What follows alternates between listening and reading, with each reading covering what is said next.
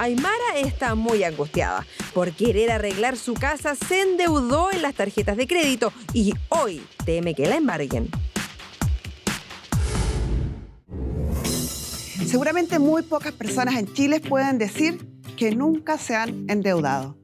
Parece muchas veces la única solución o la solución para nuestros problemas, pero termina convirtiéndose en la peor pesadilla.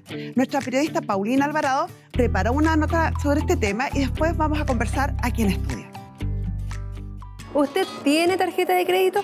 Si la respuesta es sí, me puedo imaginar cómo la utiliza. Pagando aquellas cosas de mayor valor o pagando la totalidad de sus gastos. Por lo cual también debe saber que tiene que pagar en la fecha indicada. Pero yo le quiero contar otra cosa, porque según la Superintendencia de Bancos e Instituciones Bancarias, hay más de 17 millones de tarjetas de crédito en Chile. Sí, más de una por habitante de nuestro país. Por lo tanto, nosotros quisimos salir a la calle a preguntarle a las personas si es que tenían tarjeta de crédito y, de ser así, cómo la utilizaban. ¿Tiene tarjeta de crédito? Sí, sí tengo. ¿Y cómo la ocupa para pagar? Las cuentas de las tiendas, pero de los supermercados no. ¿Y usted va pagando en cuotas o paga antes de que la fecha de facturación? ¿Cómo lo No, hace? en cuotas. Pero siempre pocas cuotas. Un pie y 2 cuotas, nada más. Cuénteme, ¿usted tiene tarjeta de crédito o no? Sí. ¿Pero cómo le va? Parece que no la paga.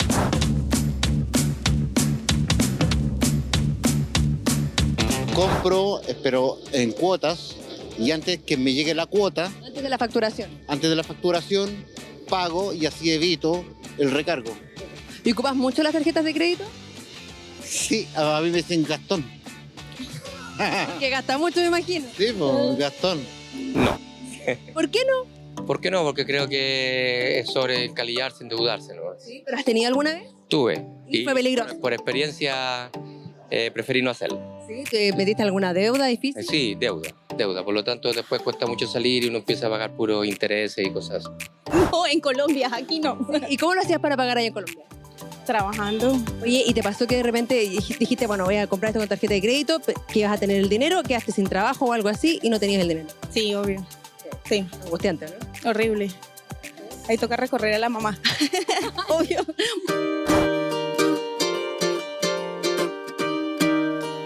¿Tienes tarjeta de crédito? Se suele cortar. De partida no. ¿Por qué no? No he querido. Nada más, por eso. Tiene miedo. ¿Tiene tarjeta de crédito o no? Sí, sí tengo. Perfecto. ¿Y cómo la ocupa? Trabajo en banco, así que sé ocuparlas. Ah, ya, explíquenos entonces cómo se tiene que ocupar bien. Hay que pagar siempre facturado. O sea, no puedes gastarte el precio contado y fijarte en de las tiendas comerciales donde tienen convenio. O sea, lo que se factura hay que pagarlo de inmediato. Al tiro, al otro mes. No necesito.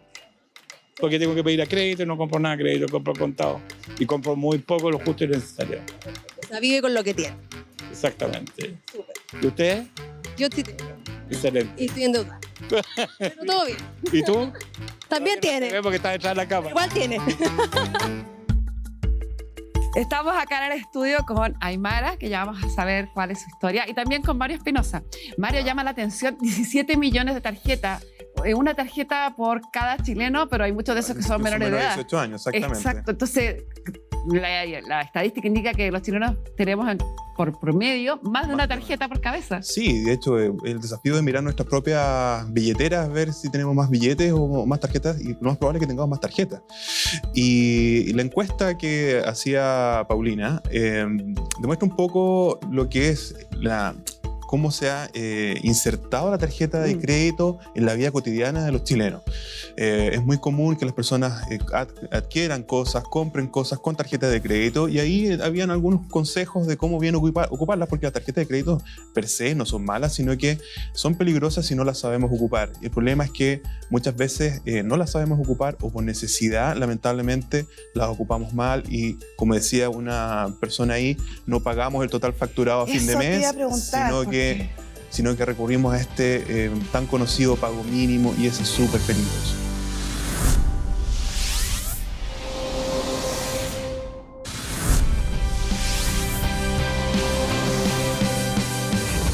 per se, no son malas, sino que son peligrosas si no las sabemos ocupar. Y el problema es que muchas veces no las sabemos ocupar o por necesidad, lamentablemente, las ocupamos mal y, como decía una persona ahí, no pagamos el total facturado a fin de Eso te mes, iba a preguntar, sino que recurrimos a este tan conocido pago mínimo y eso es súper peligroso. Te iba a preguntar porque, claro, la tarjeta en sí puede ser una muy buena forma de ayudarte en la adquisición de bienes que se hace imposible que uno pague al contado, ¿cierto? O hacer ciertas cosas como viajar, de repente que los costos muy poca gente tiene para pagarlo de una del bolsillo. Claro. Pero el cuento es saber usarla, como decían ahí.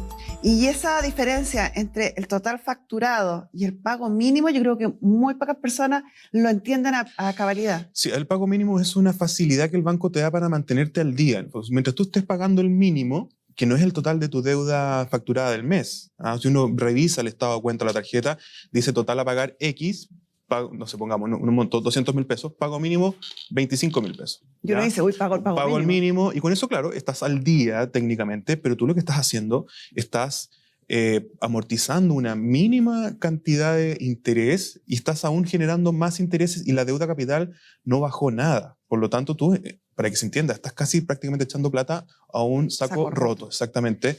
Y con esta falsa expectativa, falsa realidad de estar pagando y que estás al día. Pero ese pago mínimo, si hacemos ese ejercicio, va a ir creciendo todos los meses porque, uno, la deuda capital no ha bajado y segundo, tampoco has pagado la totalidad de los intereses. Por lo tanto, esa deuda en algún minuto va a ser incontrolable y ese pago mínimo va a ser incontrolable y va a ser impagable.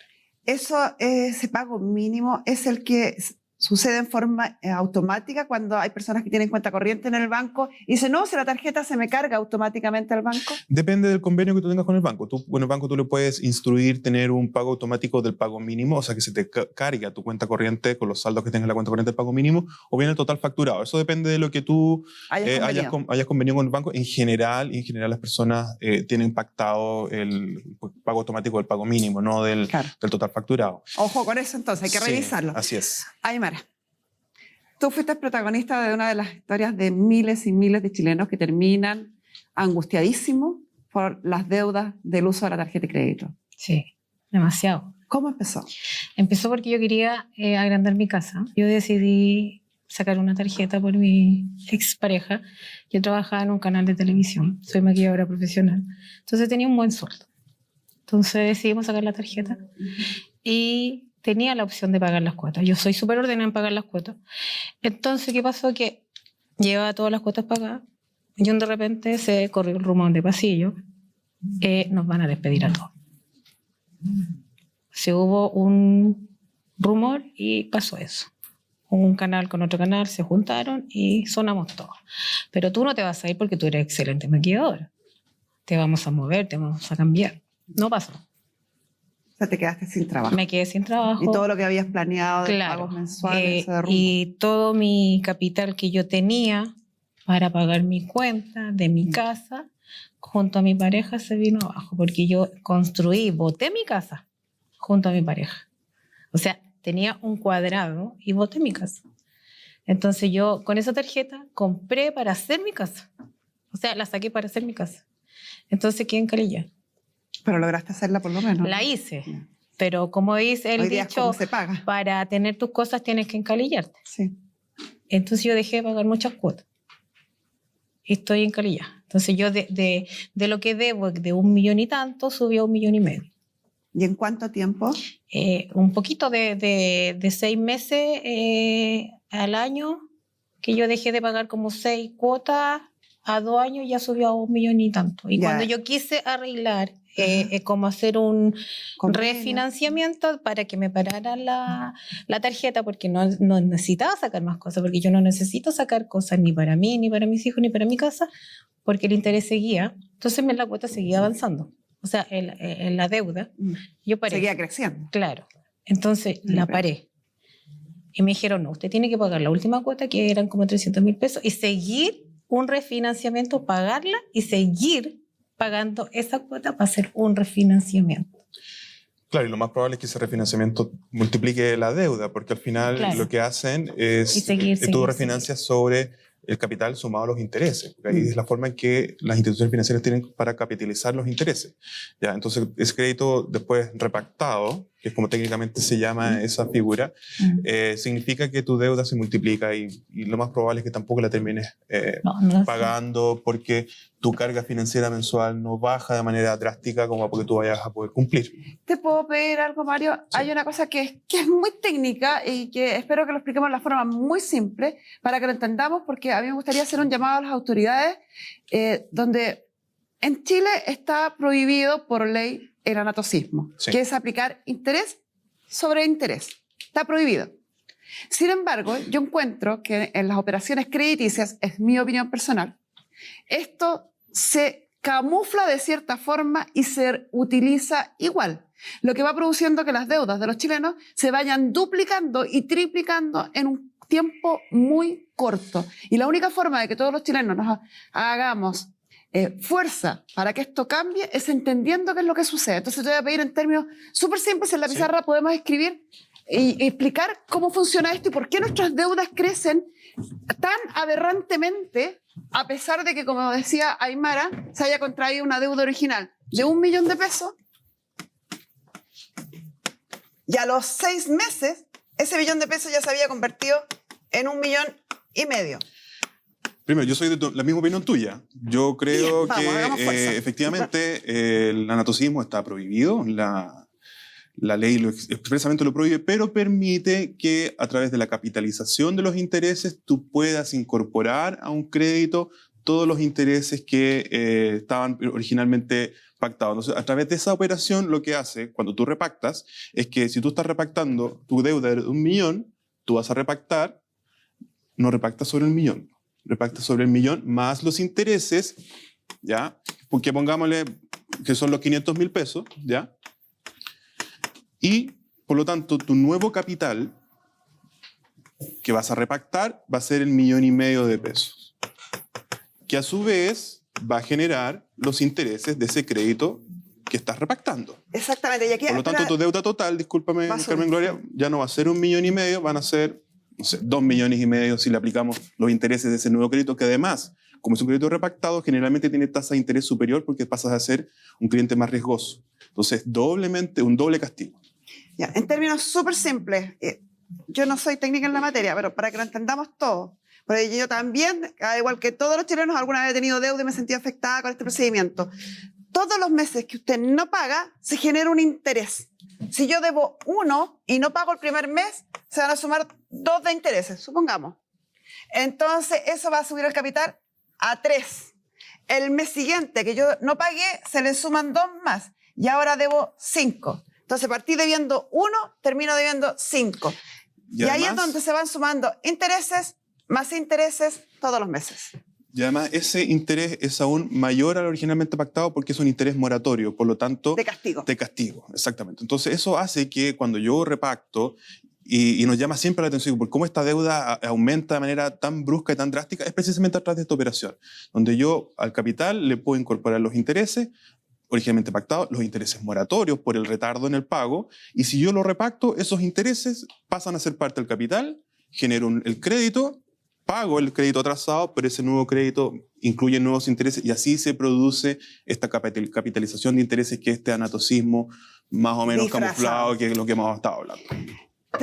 Los voy a invitar a conversar también con Pamela Lagos, porque esta situación que te pasa a ti y que te agradezco la confianza de venir a conversar con nosotros, la viven la gran mayoría de nuestros coterráneos.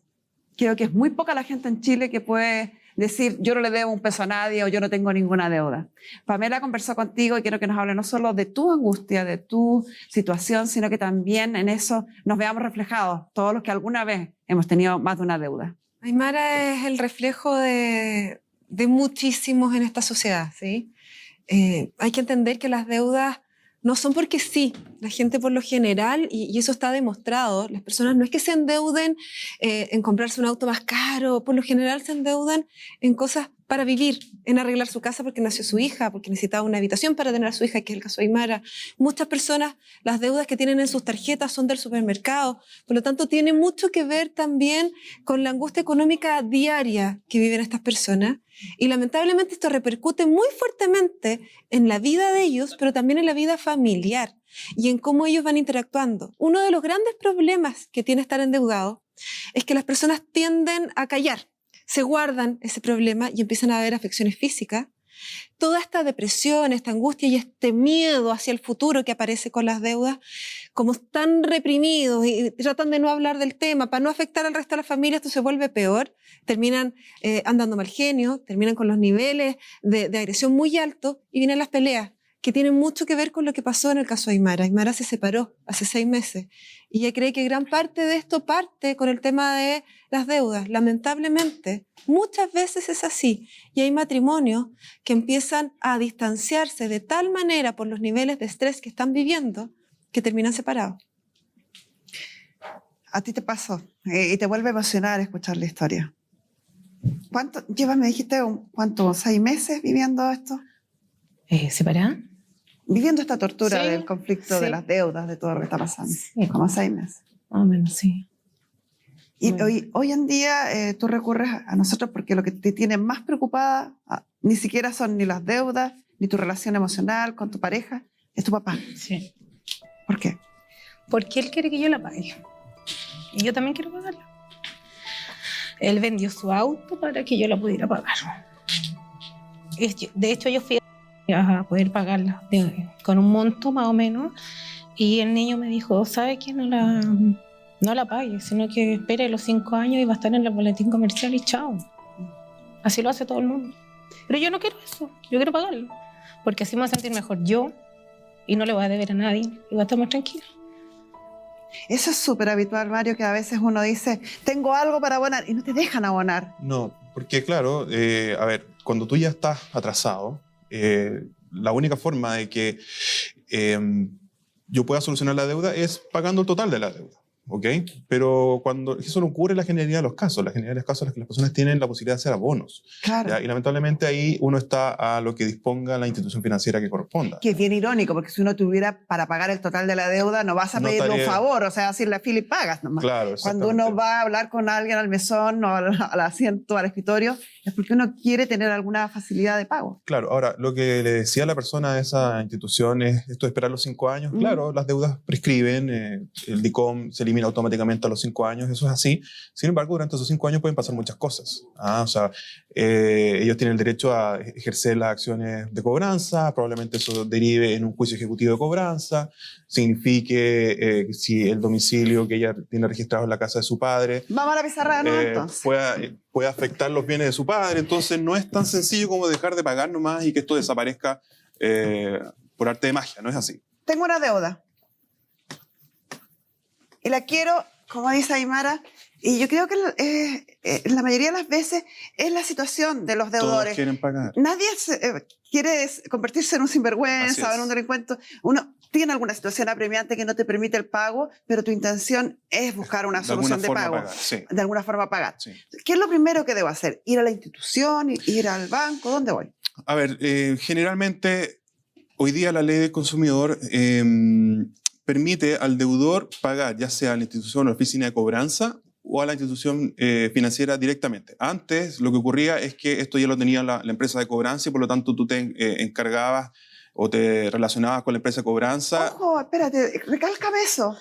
Entonces, ¿es falso cuando uno llega a pagar y te dicen, no, es que esto ya está en manos de los No. abogados, tiene que ir a entenderse con La ellos? institución financiera no tiene la facultad hoy día de obligarte a recurrir a la empresa de cobranza, sino que te puedes pagarle directamente a ellos. O sea, directo al Con, acreedor. con los intereses, con los reajustes y todo lo que corresponda, por supuesto, pero no es obligación ir a la empresa de cobranza, incluso aunque esto esté ya en cobranza judicial.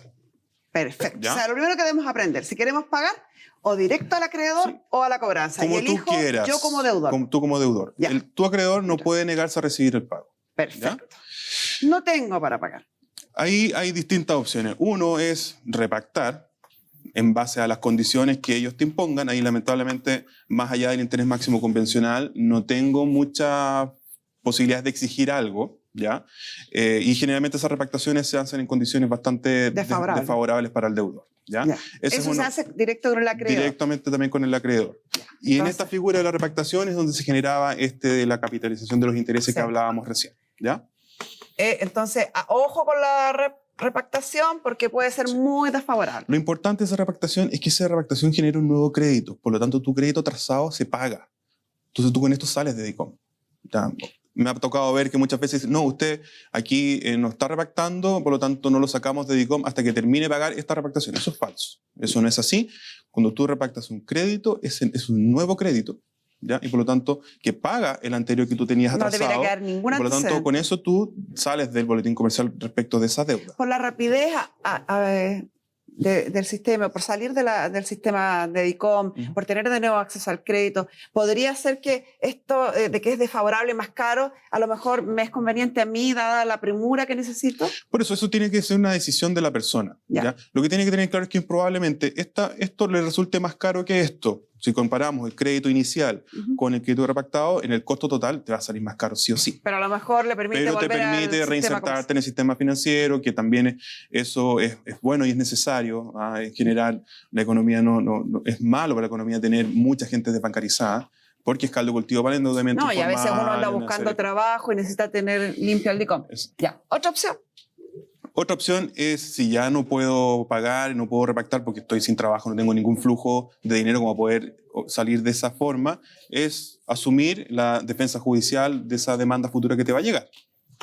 No hay medidas preventivas. Tengo que esperar que me demanden. Así es. Aquí es muy común que las personas digan, pero pucha, aquí me va a llegar la notificación de la demanda a la casa de mi papá, entonces yo no quiero que lo molesten, yo no quiero que le embarguen cosas, y lamentablemente las tercerías preventivas, que es la forma en que uno podría decir que no vayan a molestarlo, entre comillas, no existen, requieren algo anterior que es el embargo de los bienes. En el caso tuyo, Aymara, ¿ha llegado alguna acción judicial? No, todavía no. Ha llegado, es que está recién. Sí, estamos recién, lleva más o menos 6 meses y generalmente las cobranzas derivadas de tarjeta de crédito son un poquito más lentas, por así decirlo, en judicializarse que un crédito de consumo. Entonces, esto se inicia, esta defensa debe partir con la notificación de la demanda y que me diera... Y requerimiento de pago, claro. Que debiera llegarme al domicilio. Al domicilio, sí. Eso lo hace un receptor judicial, no lo hace el cartero.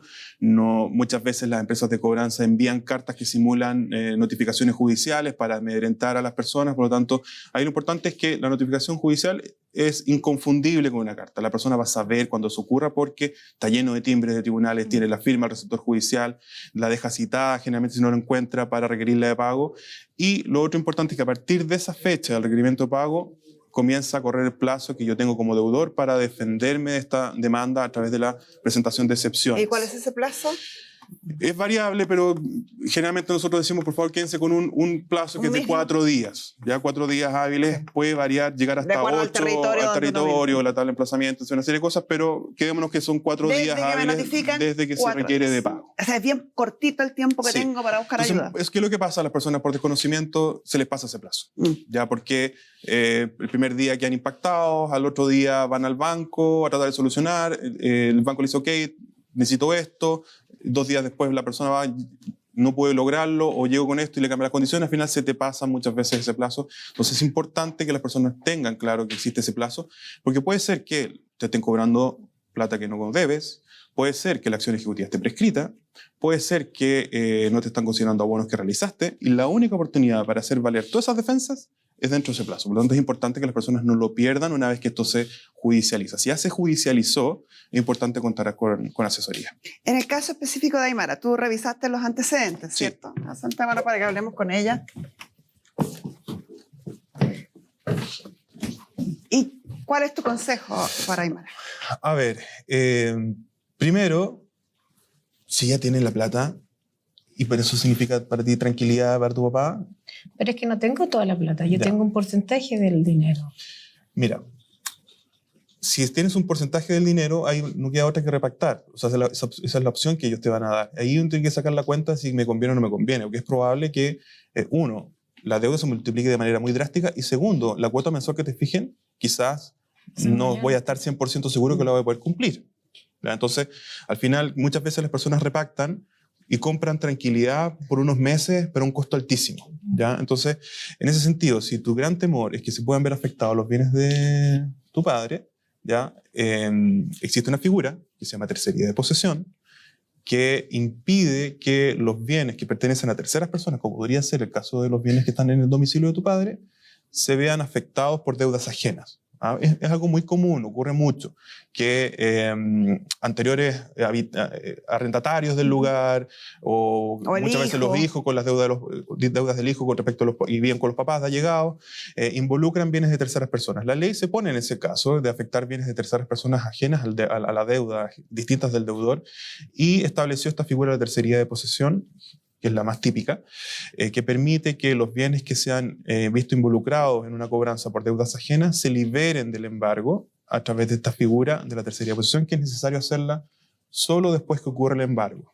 Ahora, también es un gran mito esto de qué es lo que es el embargo. El embargo no es más que un inventario y tasación de los bienes del deudor, no es el retiro de las cosas, que es más o menos lo que la gente generalmente entiende respecto a lo que es el embargo. El embargo es un inventario de los bienes, no es el retiro de las cosas. Por lo tanto, que no los asusten, porque también cuando te llaman para cobrar te dicen que te van a ir a quitar las cosas porque te van a ir a embargar. Eso no es así, sino que es algo previo, pero para la tercería de posesión se exige primero que ocurra este embargo, ¿ya? Después que ocurre, se presenta la tercería y ese embargo se deja sin efecto y los bienes quedan liberados de ese gravamen, por así decirlo. Ahora yo tengo la opción de pagar, tengo las ganas de pagar, pero tengo la opción de pagar a mi juicio con la plata que yo puedo pagar, porque yo a ellos les puedo pagar con lo que yo tengo. Si yo pudiera pagarle de 20, de 10 mil pesos, ¿yo lo puedo hacer? No, lamentablemente no, porque esta deuda ya está, por así decirlo, acelerada. ¿A qué me refiero yo con eso?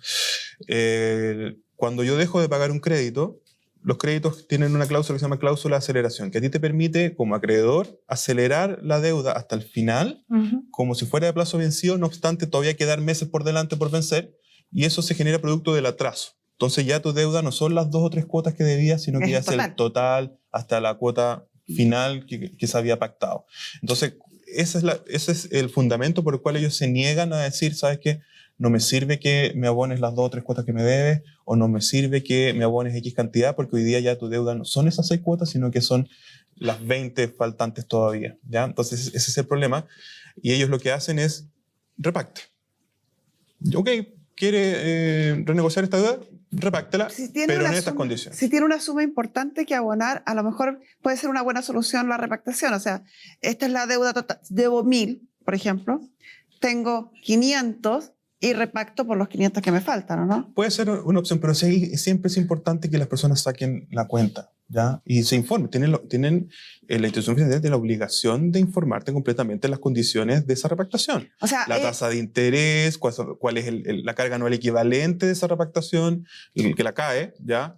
Cuál es el costo total de ese crédito, y eso me va a permitir saber si me conviene o no me conviene, o bien si estoy en condiciones de poder pagarlo. Ese podría ser el primer paso. Entonces, ir a preguntarles las condiciones de repactación para el caso del abono que tú pretendes entregar. En general, cuando hay un abono de un monto relevante, no te niegan la posibilidad de repactar. El problema es cuáles son las condiciones de esa repactación. Porque ahí repito, yo voy a poder pagar las cuotas que ellos me exigen. Mi recomendación es que si yo no tengo la certeza de que así sea, veamos alguna otra alternativa. Y no repactar, porque al final, si repactas, ok, vas a quedar al día, vas a pagar 1 o 2 cuotas, vas a dejar de pagar y ya tu deuda no va a ser 1,5 millones, sino que van a ser 3 millones de pesos. Sin duda, el tema de deuda es un tema que nos interesa a todos y podríamos conversar quizás toda la tarde sobre esto. Así que vamos a dejar a Mario conversando con Aymara tranquilito sobre su problema puntual. Yo les sugiero que si tiene consultas que hacer o quiere revisar este material, ingrese a la página de TVN, donde va a estar a disposición de ustedes toda esta conversación. Y vamos a seguir seguramente durante el año tocando este tema, porque quizás hoy más que nunca todos estamos preocupados del tema de las deudas. Por ahora seguimos con nuestro programa.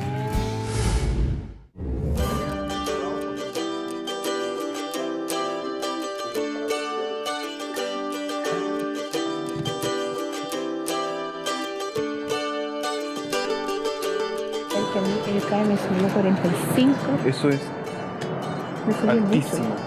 Si se fija, la tasa de interés vigente es 2,28. Si uno prepaga, baja casi 20. Voy a pagar y pagar la totalidad. La tasa de interés mensual es del 2,81%. El año pasado estuvo rondando el 0,8%, pero efectivamente ese crédito es altísimo. Yo ahí le recomiendo, como le dije en pantalla, que vea la opción de abono y de repartir, pero saque bien. De lo contrario, defender la demanda, los bienes de su padre, tercería de posesión. Sí, súper bien, ya que más tranquila, que lista. Pienso que ya ves como un poquito la luz, el tema de la deuda. Sí, ya que más clarita con el abogado.